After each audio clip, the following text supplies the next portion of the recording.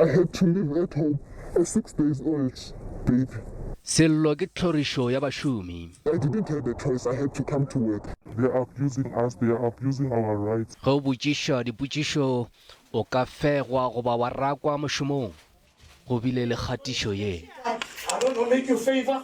It's okay. You're out of the database. It's okay. You didn't sign the contract. We don't care about that.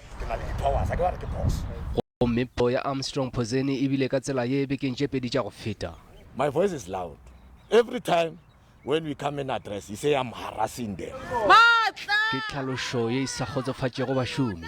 Le bona ba ile ba dira gore lentšu la bona le kwagale.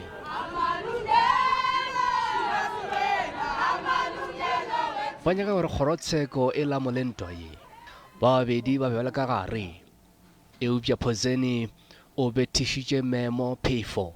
And the court is satisfied that Mr. Phozeni, despite even knowledge of the proceedings, decided not to attend.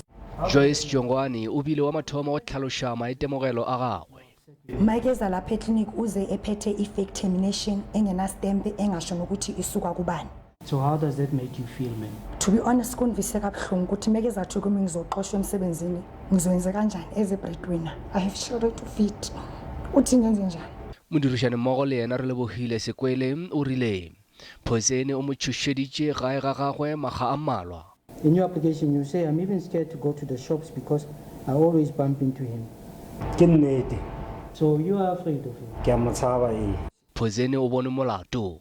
The court is satisfied and on a balance of probabilities that the respondent, Mr. Armstrong, has committed acts of harassment as defined in the act. The court has granted you the protection order in the prescribed form as requested. Gape kgoro e mo laetše gore a tlogela go tlhoriša bašomi. If he violates the terms of the order, he will be arrested.